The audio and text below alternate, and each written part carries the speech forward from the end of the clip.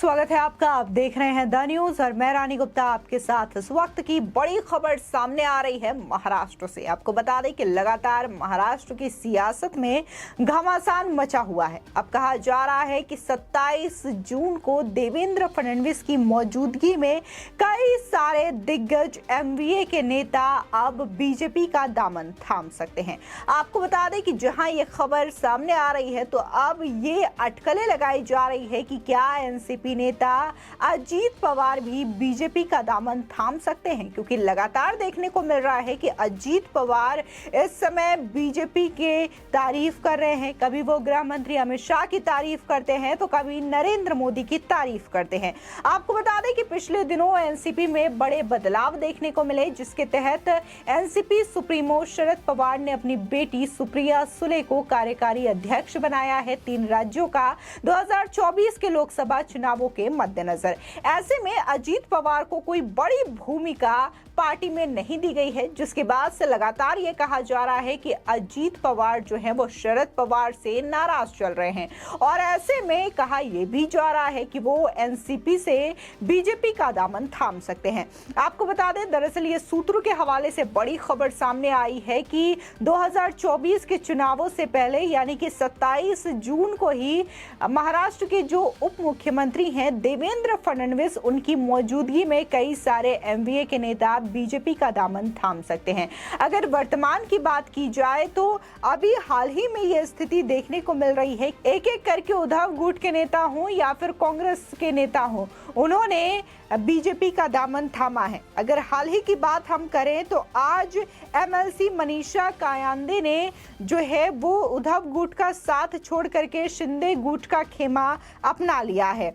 इसी के साथ ही अगर हम बात कांग्रेस की करें तो कांग्रेस के जो पूर्व नेता हैं आशीष देशमुख, उन्होंने भी बीजेपी का दामन थाम लिया है। ऐसे में लगातार ये महाराष्ट्र की जो खबरें हैं, जो सियासी उठापटक है, वो दिखा रही है कि कैसे महाराष्ट्र में इस समय सियासी समीकरण जो है वो बीजेपी के पाले में बदलते हुए दिखाई दे रहे हैं। आपको बता दें कि 2024 के चुनावों को लेकर के विपक्ष लगातार एकजुटता का अभियान चला रही है और जो बिहार के सीएम हैं नीतीश कुमार, वो लगातार ये नेतृत्व कर रहे हैं कि विपक्ष की तमाम पार्टियों को एक साथ लाया जाए, एकजुट किया जाए। लेकिन इन सब के बीच में विपक्ष में भी ये जो उथल पुथल है वो देखने को मिल रही है। विपक्ष जो है वो आपस में ही उलझा हुआ नजर आ रहा है।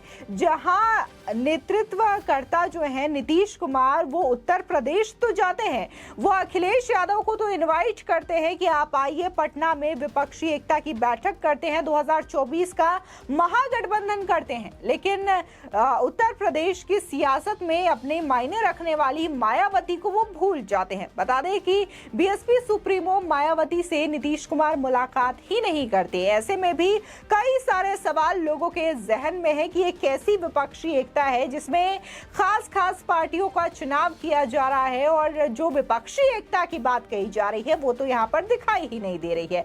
आपको बता दें कि शरद पवार से भी नीतीश कुमार ने मुलाकात की है और शरद पवार भी इस 23 जून की विपक्षी एकता की मीटिंग में शामिल होने वाले हैं। लेकिन जो खबर सामने आई है सूत्रों के हवाले से कि 27 जून को बहुत सारे एमवीए के लीडर्स जो हैं वो बीजेपी में शामिल हो जाएंगे। ऐसे में इसकी जो पकड़ है वो कहीं ना कहीं विपक्षी एकता की बैठक से जोड़ करके देखा जा रहा है।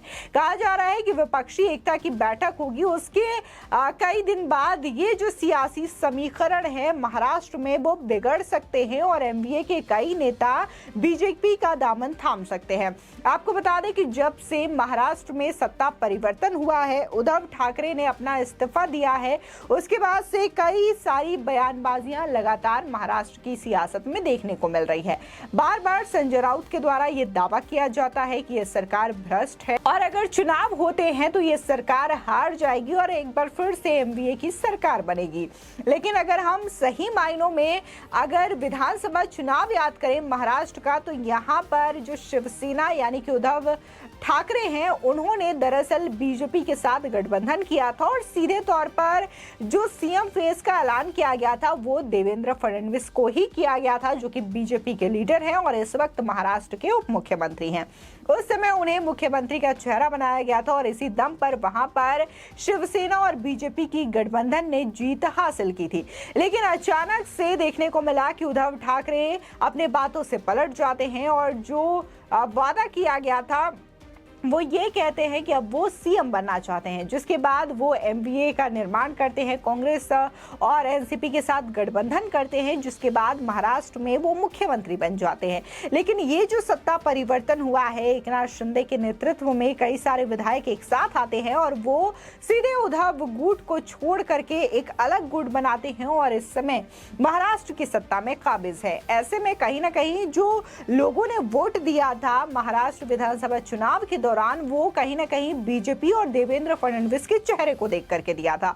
और इस बार भी देवेंद्र फडणवीस महाराष्ट्र के उप मुख्यमंत्री है। ऐसे में जो दावा किया जाता है बार बार संजय राउत के द्वारा कि महाराष्ट्र की जनता इस सरकार को चुनेगी ही नहीं और ये करारी हार का सामना करेंगे ये लोग, तो ये बात कहीं से भी जायज नहीं दिखाई दे रही है। लेकिन इस बीच बीजेपी जिस तरीके से जो नया समीकरण बैठा रही है चुनाव से पहले, वो कहीं ना कहीं काफी ज्यादा मायने रखता हुआ नजर आ रहा है। तमाम जो विपक्ष के नेता हैं उनको साधने की कोशिश कर रही है, या तो विपक्ष के नेता इस्तीफा दे रहे हैं या फिर वो बीजेपी में शामिल हो रहे हैं। जहां महाराष्ट्र में आज ही के डेट में कई सारे नेता बीजेपी में शामिल हुए हैं और शिंदे गुट में शामिल हुए हैं, तो वहीं बिहार की सियासत में भी ऐसी चीजें देखने को मिली है। आपको बता दें कि नीतीश कुमार जो कि सबसे पहले मेन फेस माने जा रहे हैं विपक्षी एकता को एकजुट करने के लिए, उन्हीं के अपने ही सरकार में कई सारे ऐसे मंत्री हैं जो कि लगातार इस्तीफा दे रहे हैं। आपको बता दें कि सबसे पहले जीतन राम मांझी के बेटे ने इस्तीफा दिया और इसी के साथ ही अब कांग्रेस नेता ने भी इस्तीफा दे दिया। कुंतल कृष्णा उन्होंने इस्तीफा दिया है और उनका कहना है कि नीतीश कुमार को मैं अपना नेतृत्व करता नहीं मान सकता। ये सीधे तौर पर उन्होंने अपने इस्तीफे में बात की है। ऐसे में सवाल ये उठता है कि जब नीतीश कुमार के द्वारा जो सरकार चलाई जा रही है बिहार में, जब वहां पर ही कांग्रेस और तमाम जो अन्य गठबंधन के लोग हैं वो संतुष्ट नहीं हैं, तो ऐसे में नीतीश कुमार आखिर किस दावे के साथ ये कहते हैं कि 2024 में वो विपक्ष को एकजुट करेंगे और इसी एकजुटता के दम पर चुनाव लड़ेंगे और केंद्र की मोदी सरकार को सत्ता से हटा देंगे। आपको बता दें कि इससे पहले भी जो बहुत सारे दावपेच है वो दिखाई दे रहे हैं, जो बहुत सारी उलझने हैं वो विपक्षी एकजुटता में दिखाई दे रही है, जहां आम आदमी पार्टी और कांग्रेस को भी इससे अलग नहीं किया जा सकता है। बता दें कि अरविंद केजरीवाल लगातार अध्यादेश को लेकर के विपक्ष का समर्थन चाहते हैं। इस बीच वो कई सारे नेताओं से भी मिले हैं, लेकिन कांग्रेस की जब बात आती है तो यहाँ पर अरविंद केजरीवाल का जो मामला है वो फंसता हुआ दिखाई देता है, क्योंकि सीधे तौर पर कांग्रेस ने अध्यादेश को लेकर के केजरीवाल का समर्थन करने से मना कर दिया है। खासकर पंजाब और दिल्ली यूनिट के जो नेता है वो नहीं चाहते हैं कि कांग्रेस जो है वो केजरीवाल का किसी भी मायने में समर्थन करे, क्योंकि कांग्रेस को बहुत ज्यादा यदि किसी ने नुकसान पहुंचाया है दिल्ली और पंजाब में तो वो है आम आदमी पार्टी। ऐसे में आम आदमी पार्टी का समर्थन कैसे कांग्रेस के द्वारा किया जा सकता है? अब इस बात को लेकर के आम आदमी पार्टी एक तरफ तो कांग्रेस का समर्थन चाहती है, लेकिन वहीं दूसरी ओर बार बार हर मुद्दे को लेकर के कांग्रेस पर तंज कसती हुई भी नजर आती है। अगर हाल ही की बात हम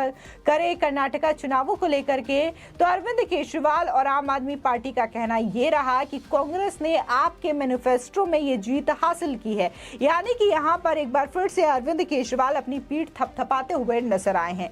ऐसे में जिस तरीके से ये सूत्रों के हवाले से जो खबर सामने आई है कि बहुत सारे एमवीए के लीडर्स शामिल हो सकते हैं बीजेपी में, तो ये कहीं ना कहीं मायनों में खास मानी जा रही है, क्योंकि एमवीए में जहां उद्धव गुट की पार्टी आती है तो इसी के साथ ही कांग्रेस और एनसीपी की भी पार्टी आती है, जिसमें से कई सारे नेता इस वक्त एमवीए से खासा नाराज भी चल रहे हैं और माना ये जा रहा है कि 2024 के चुनाव से पहले वो बीजेपी का दामन थाम सकते हैं। फिलहाल इस खबर को लेकर के आपकी क्या राय है हमारे कमेंट सेक्शन में जरूर बताएं। आगे की और भी अपडेट के लिए चैनल को सब्सक्राइब करना ना भूलें।